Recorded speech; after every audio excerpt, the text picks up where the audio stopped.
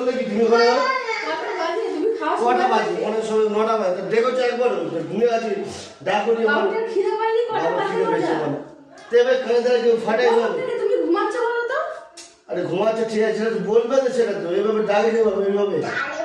তা সেটা তোমাকে কতবার ডাকা হয়েছে তুমি জানো? কতবার ডাকা হয়েছে?